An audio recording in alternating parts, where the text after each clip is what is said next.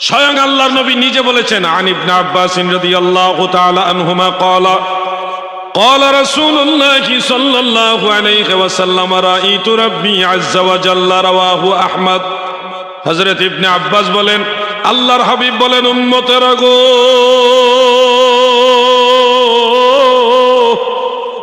রাইতু রাব্বি আযজা ওয়া জাল্লা, আমি আমার রব আল্লাহ তাআলাকে দেখেছি। আমার দাদু ভাইয়েরা, নবীজির মেরাজ মুবারক শুধুমাত্র সিদরাতুল মুনতাহা পর্যন্ত নয়, নবীজি আরশে আজিমের পর্যন্ত গিয়েছেন তাও নয়, বরং আরশে আজিমের চেয়ে আরো বহু উপরে গিয়েছেন। কত উপরে গিয়েছেন? বুখারী শরীফের কিতাবুত তাফসীরের মধ্যে হযরত আনাস ইবনে মালিক রাদিয়াল্লাহু আনহুর riwayতের মধ্যে উল্লেখ, আমার আল্লাহ নবীকে কতটুকু উপরে নিয়েছেন এই ব্যাপারে বলেন, বিমা লা ইয়ালামুহু ইল্লাল্লাহ, এত উপরে নিয়েছেন যে উপর সম্পর্কে আল্লাহ ছাড়া আর কেউ জানে না। বালাগাল উলা বিকামালিহি কাশাফাদ দুজা বিজামালিহি হাসুনাত জামিউ খিসালিহি সাল্লু আলাইহি। আল্লামা শেখ সাদী রহমাতুল্লাহ আলাইহি এই জন্যই কবিতা লিখে গেছে, বালাগাল উলা বিকামালিহি, আমার দয়াল নবীজির কামালিয়াতের দ্বারা সর্বোচ্চ অবস্থানে পৌঁছে গেছেন। আমার দাদু ভাইরা রে, কেন আমার আল্লাহ মেরাজের রাত্রে নবীজিকে এত উপরে নিয়েছে? কেন আরশ কুরসি লৌহ কলম পার করাইয়া কাবা কাউসাইনি আও আদনা ওইখানে নিয়ে গেছে?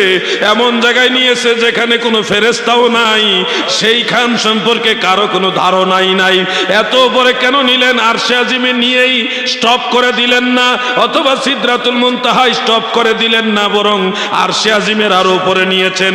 এত উপরে কেন নিলেন? হাকিকত হলো, আল্লামা প্রিন্সিপাল এম.এ. জলিল সাহেব রহমাতুল্লাহ আলাইহি বলতেন, তোমরা জানোনি কেন আমার আল্লাহ আমার নবীর এত উপরে নিয়েছে? কুল কায়নাত, গোটা সৃষ্টি জগৎটা আমার আল্লাহ দয়াল নবীর কদম মুবারকের নিচে রেখেছে।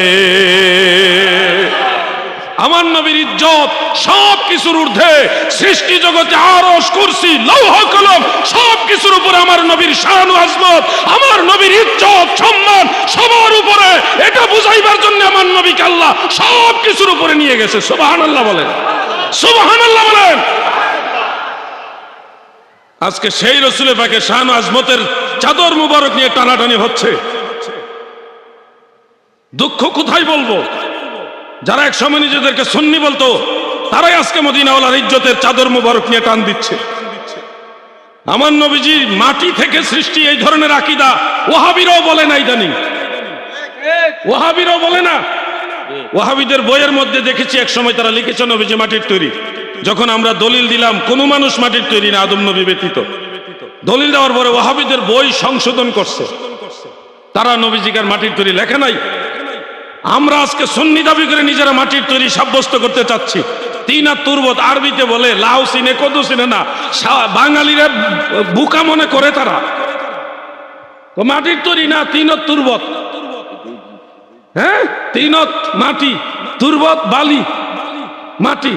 মানে আরবিতে বললে মানে হেকমত খাড়া, বাঙালিরে সুজা বাঙালি পাইছে তো মনে করছে সব মনে হয় বুকা, কিচ্ছু বুঝে না, মাটির ব্যবসা করার কোনো চান্স নাই। আমার নবীজি নূর, ঠিক কিনা বলেন? আল্লামা প্রিন্সিপাল এম.এ. জলিল সাহেব রহমাতুল্লাহ আমাদের সেই শিক্ষা দিয়ে গেছেন। আল্লামা গাজী শেরে বাঙ্গাল আজিজুল হক সাহেব রহমাতুল্লাহ আমাদের সেই আকীদা শিক্ষা দিয়ে গেছেন। আমাদেরকে আকবর আলী রেজভী সাহেব হুজুর সেই আকীদা শিক্ষা দিয়ে গেছেন। সুন্নি জামাতের আকাবির যারা আলা হযরতের মাসলাক সহ সারা আহলুস সুন্নাহ ওয়াল জামাতের আকাবিররা যে আকীদার উপর আছে, আমরা সেই আকীদার উপরে থাকবো। আল্লামা শাহজালাল আহমদ আখন্দি হুজুর সেই আকীদার মধ্যে আছে, ঠিক কিনা বলেন? এই জন্য বলছি, হক দরবার হক্কানি আলেমদের সাথে থাকবেন। অনেক লোক টাকার কাছে বিক্রি হয়ে যায়, এদের থেকে সাবধান হতে হবে। ঈমান ও মুহাব্বত আমার নবী মুস্তাফার গো, তাহার নামেই পড়ে থাকি তাই তো ভয় নাহি রাখি এশকে মুহাম্মদির মালা গলে যদি রয় গো, ইশকে মুহাম্মদির মালা গলে যদি রয় গো, ইমান ও মুহাব্বত আমার নবী মুস্তাফার গো। আল্লাহুম্মা সাল্লি আলা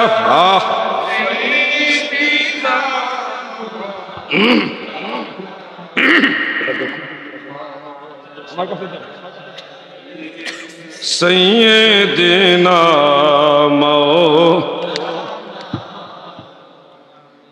আল্লাহুম্মা সাল্লি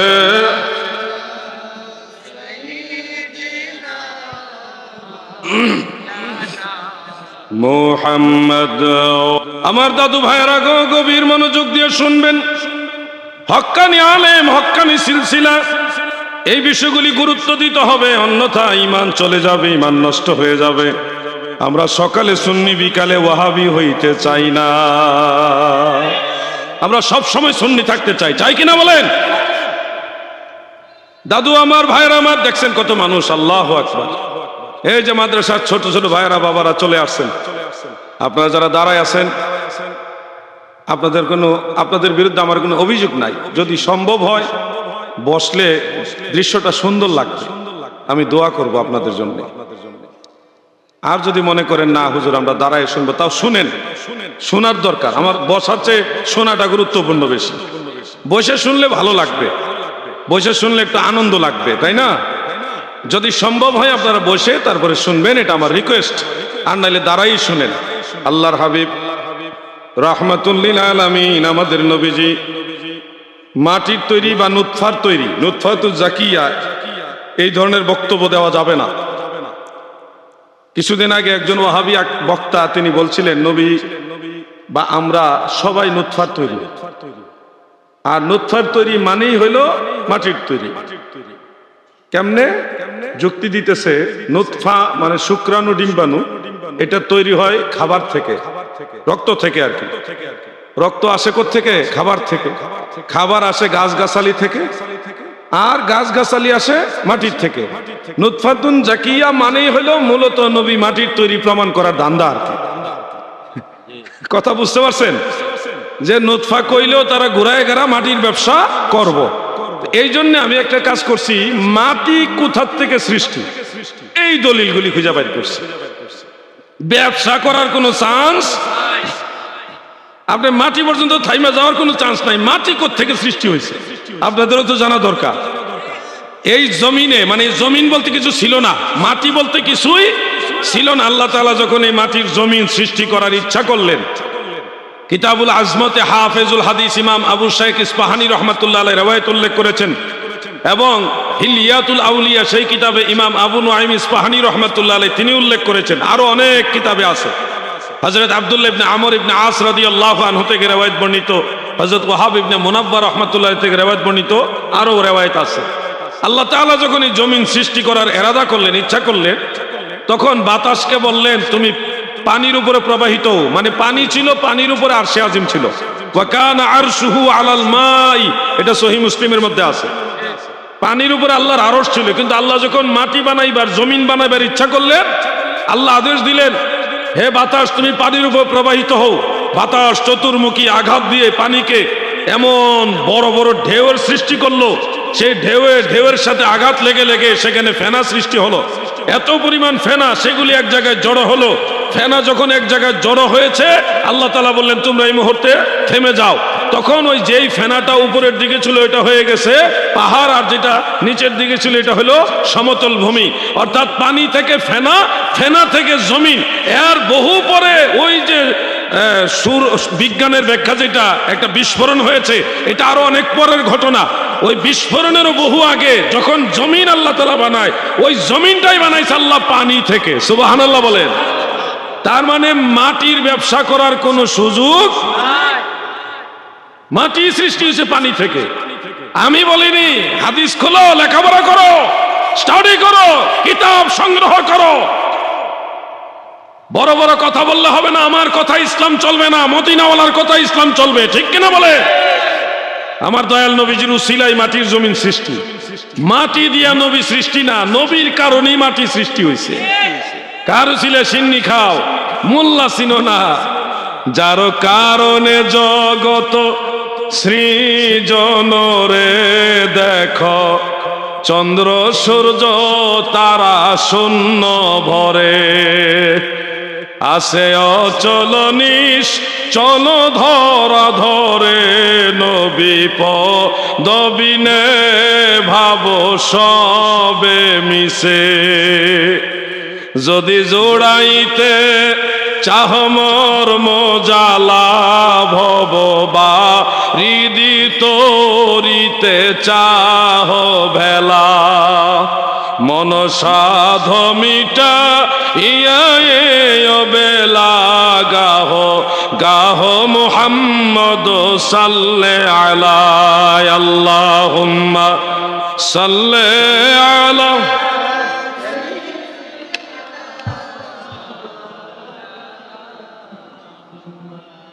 ওয়ালা আলি মাওলানা।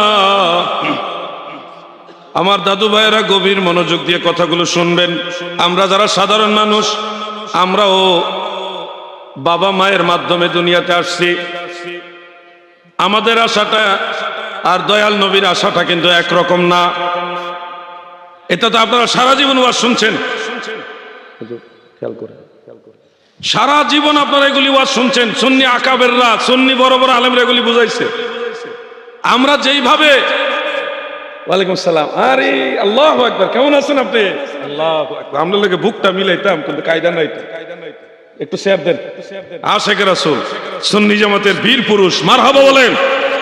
এখনো ওনাকে অনেক যুবকদের চেয়ে ঈমানি জজবা ওনার মধ্যে বেশি দেখা যায়, ঠিক কি না? এরকম আরো বহু যুবক, মানে ইয়াং, যদিও মুরব্বী কিন্তু যুবক, আকীদার ব্যাপারে যুবক, মারহাবা বলেন। এরকম আরো কিছু লোক আমাদের দরকার। আমার দাদু ভাইয়েরা গভীর মনোযোগ। দেখি তো ওয়াজ মনে আসেনি আপনারা? বলেন তো লাস্ট কথাটা কোন জায়গায়, কোন কথাটা কইছিলাম? না, আমরা যে একটা কইছি আর কি। জি না, না, এটার পরে আরো কইছি তো। বলছিলাম আমরা মা বাবার মাধ্যমে দুনিয়াতে আইছি। আমরা যেভাবে আসছি নবীজি ওইভাবে আসেন না, বেশ কম আছে। নবীজির মা বাবা আছে, কিন্তু বেশ কমটা কি? বেশ কমটা হলো আমরা বাবার শরীর থেকে মায়ের শরীরের মধ্যে নুতফা শুক্রবিন্দু ট্রান্সফার হয়ে এরপরে মায়ের জরায়ের ভিতরে থেকে মায়ের গর্ভের ভিতরে আমাদের শরীরটা তৈরি হয়েছে। এটা হলো আমাদের সিস্টেমটা। ইন্না খালাকনাহু মিন নুতফাতিন, বা আওয়ালাম ইয়ারাল ইনসানু আন্না খালাকনাহু মিন নুতফাতিন ফাইজা হুয়া খাসীমুম মুবিন ওয়া হুয়াল্লাযী খালাকা মিনাল মাই বাশারা আওয়ালাম। এটা অনেক আয়াত আছে কোরআন শরীফে, যে আল্লাহ আমাদেরকে, যে বনি আদম আমাদেরকে আল্লাহ বানাইছে যার যার মা বাবার শুক্রবিন্দু থেকে, শুক্রাণু ডিম্বাণু থেকে। কিন্তু রাসূল আকরাম সাল্লাল্লাহু আলাইহি ওয়াসাল্লামের বিষয়টা আমাদের মতো না। আমাদের বিষয়টা বাবার শরীর থেকে শুক্রবিন্দু ট্রান্সফার হয়েছে, নুতফা ট্রান্সফার হয়েছে, কিন্তু দয়াল নবীর বিষয়টা ছিল নূরে মুহাম্মাদি ট্রান্সফার হয়েছে। এমনকি হযরত আব্দুল্লাহ ইবনে আব্বাস রাদিয়াল্লাহু আনহুমা নবীজিকে প্রশ্ন করলেন, ইয়া রাসূলুল্লাহ, যখন হযরত আদম জান্নাতের মধ্যে ছিলেন তখন আপনি কোথায় ছিলেন? নবীজি মুস্কি হাসি মুবারক দিলেন, দিয়ে বললেন, হে ইবনে আব্বাস, কুনতু ফি সুলবি আদম, আমি তখন আদমের পৃষ্ঠদেশে ছিলাম। সুবহানাল্লাহ বলেন। আদমের ভিতরে আমি ছিলাম। ওই যে আদমের ভিতরে নূরে মুহাম্মাদি ছিল। ইমাম ফখরুদ্দিন রাজি উল্লেখ করেছেন, উসজুদু লি আদমা, সব ফেরেশতাকে আদমের দিকে সেজদা করাইছে। কেন? আদমের কপালে নূরে মুহাম্মাদি ছিল। ওই আদমরে কিবলা বানাইয়া আল্লাহর আদেশে নূরে মুহাম্মাদিকে ফেরেশতারা সেজদা করেছে। সুবহানাল্লাহ। নূরে মুজাসসাম নাও লাখো সালাম, তোমার প্রেমে পড়ি মোরা মিলাদে কিয়াম, তোমার নূরে সৃজন হলো দুনিয়া তামাম। এই জন্য অনেকগুলো হাদিস শরীফে রয়েছে, ফালাম্মা খালাকাল্লাহু আদামা, আমার আল্লাহ যখন হযরতে আদমকে সৃষ্টি করেছেন, আলকা যালিকা নূরু ফি সুলবিহি, আমার আল্লাহ সেই নূরে মুহাম্মাদীকে আদমের শরীরের মধ্যে রেখে দিয়েছেন। সেই নূরে মুহাম্মাদী একজনের থেকে আরেকজন, আরেকজনের থেকে আরেকজন মুনতাকিল হয়েছে, ট্রান্সফার হয়েছে। একজন থেকে আরেকজন আস্তে আস্তে ইব্রাহিম নবী পর্যন্ত আসছে। এই নূরে মুহাম্মাদী হযরতে ইসমাঈল আলাইহিস সালাম হয়ে আস্তে আস্তে আব্দুল মুত্তালিব হয়ে আব্দুল্লাহর কপালের মধ্যে আসছিল, যার দরুন তাবাকাতুল কুবরা সহ বহু কিতাবে উল্লেখ, আরবের সুন্দরী রমণী যারা নারী ছিল, যারা বিত্তমান ছিল, ধনী ছিল, এমন সুন্দরী নারীরা আব্দুল্লাহর কপালে নূরে মুহাম্মাদী দেখে আব্দুল্লাহর সাথে বিবাহ বন্ধনে আবদ্ধ হওয়ার বারবার চেষ্টা করেছে। কিন্তু যখন সেই নূরে মুহাম্মাদী মা আমেনার গর্ভে ট্রান্সফার হয়ে গেছে, তখন আর আরবের নারীরা আব্দুল্লাহর জন্য পাগল হয় নাই। তার মানে বোঝা গেল আমার নবীর আসা যাওয়া পুরাটাই হলো নূরের ব্যাপার। নবীজির নূরানিয়াতকে যারা মানবে না, এরা নামে সুন্নি হইল, কাজে ওয়াহাবিদের চাইতে ভয়ঙ্কর। ঠিক কিনা বলে? ওয়াহাবিদের বইয়ের মধ্যে নবীর নূরের কথা লেখা আছে। কোন জামানায় আসছি? এজন্য আল্লামা শাহজালাল আহমদ আখুনজি হুজুর কেবলার সোহবতে থাকবেন, হুজুরের নির্দেশনা মানবেন। কোনো মাটির ব্যবসার সাথে হুজুরের সম্পর্ক নাই। হুজুরের নূর নবী বিশ্বাস করে। ঠিক কিনা বলেন? আমার দয়াল নবীজির নূরানিয়াত যে মানবে, তিনি আমার মাথার তাজ, তেনার পদধূলি আমার বুকে। কথা ঠিক কিনা ভাই? আমার নবীকে যে ভালোবাসবে, আমিও তাকে ভালোবাসি। নবীজির নূরের ব্যাপারে নতুন করে আমাদের ওয়াজ করতে হবে, এটা আমরা ভাবিনি কখনো। ওয়াহাবিরা যেখানে দিন দিন নবীর নূর মানতেছে, ওয়াহাবিরা এখন আস্তে আস্তে নূর মানতেছে, এটা ভালো লক্ষণ, অনেক ভালো লক্ষণ। আপনাদেরকে অনুরোধ করছি, নবীজির নূরের ব্যাপারে কোন ধরনের কনসিডারে যাবেন না। আমাদের ঈমান দয়াল নবী, যদি ঈমান না থাকে তাহলে তো শেষ। ঈমান ওই তো নূর, ঈমান ওই কি? আল ঈমানু নূরুন, ঈমানটাই হলো নূর, আর নবী হইল আমাদের ঈমান। অতএব নবীজির নূরানিয়াত এটা আমরা বিশ্বাস করব, নবীজির বাশারিয়াত আমরা বিশ্বাস করি, কিন্তু সেই বাশারিয়াতটা বেমেসাল বেনজির। আমার নবীর বাশারিয়াতের সাথে কারো কোনো তুলনা চলবে না। নবীজির বাশারিয়াতের কথা কোরআনে আছে, কিন্তু আমরা যদি বলি নবী বাশার, আমাদের মতো এই কথাগুলি একটা সময় বেয়াদবির ক্লাসে যেতে পারে। মনে রাখবেন, সন্তান যদি মায়ের কাছে গিয়ে বলে, মা, ও মা, দরজা খুলেন, মা তাড়াতাড়ি দরজা খুলে দিবে। কিন্তু আপনি যদি মা না বলেন আব্বার স্ত্রী, ও আব্বার স্ত্রী দরজা খুলেন, কথা কিন্তু ভুল না। আপনার মা আপনার আব্বার স্ত্রী, কথা ঠিক, সেই ঠিক কথাটাও আপনার মুখে শোভা পাচ্ছে না, মা খুশি হতে পারছে না। তার মানে সব কথা সবার মুখে শোভা পায়। আপনার মামা বাড়িতে আসছে, মামাকে যদি বলেন, মামা, ও মামা ভাত খাইতে আসেন, মামা খুশি হবে। কিন্তু মামাকে যদি আর একটু ঘোরাইয়া বলেন, আব্বার শালা, ও আব্বার শালা ভাত খাইতে আসেন, কথা ভুল না। আপনার মামা আপনার আব্বাজানের শ্যালক লাগে, কথা ঠিক, কিন্তু ঠিক কথাটাও আপনার মুখে শোভা পায় না। নবীজি বেমিসাল বেনজির বাশার, তা সত্ত্বেও বারবার আমরা নবীজিকে বাশার এটা বলবো না, বরং নবীজিকে কোন নজরে দেখতে হবে? সন্তান আব্বার স্ত্রী হিসেবে মাকে ওইভাবে না বলে, মাকে মা বললে মা খুশি হয়। মামাকে ভাগিনা, আব্বার শালা না বলে মামা বললে মামা খুশি হয়। আমার নবীকে আমার মতো নবী মানুষ এই নজরে না দেখে, আল্লাহর নবী, আল্লাহর রাসূল, নূরের নবী, ওই নজরে দেখলে নবী খুশি হবে। ঠিক কিনা বলেন? নারায়ে তাকবীর, নারায়ে রিসালাত, আখুনজি দরবার শরীফ জিন্দাবাদ। শেরে বাংলা মুফতি আলাউদ্দিন। না, আমার নাম লাগবে না, আমার নাম লাগবে না।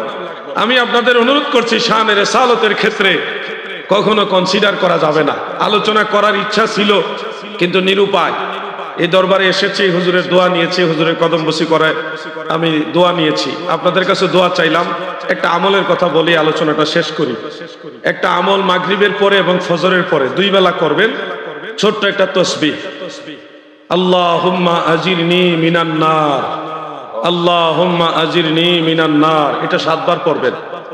ফজরের পরে 7 বার, মাগরিবের পরে 7 বার যদি পড়েন, তাহলে ওই দিনে যদি আপনি মারাও যান, আল্লাহ তাআলা যদি আপনার হায়াত শেষ করে দিয়ে থাকেন, তাহলে এই দোয়ার কারণে আপনি জাহান্নামের আগুন থেকে বেঁচে যাবেন। শুধু শর্ত হইল ঈমান নিয়ে মরতে হইব। আপনারা আমার সাথে একবার বলেন, আল্লাহুম্মা আজিরনি মিনান নার। এটা পড়েন তো সবাই? মাশাআল্লাহ। এইভাবে সকালে 7 বার, সন্ধ্যায় 7 বার এই আমলটা নিয়মিত করবেন ইনশাআল্লাহ। আমি আর আলোচনা সামনে নিলাম না, যেহেতু জামাতের সময়। আমরা সুন্নি, মুখে মুখে না, কাজেও সুন্নি। আজানের টাইমে ওয়াজ করলে সমালোচনা হইতো এবং কি বিধানও লঙ্ঘিত হতো, এজন্য আজানের টাইম আজান হয়ে গেছে। জামাতের আগে একটু টাইম আছে, এই সময়টা আমি আপনাদের নিয়ে কথা বললাম। এখন কয়েক মিনিট টাইম আছে, আপনারা জামাতের জন্য প্রস্তুতি নেবেন। এখানেই জামাত হবে।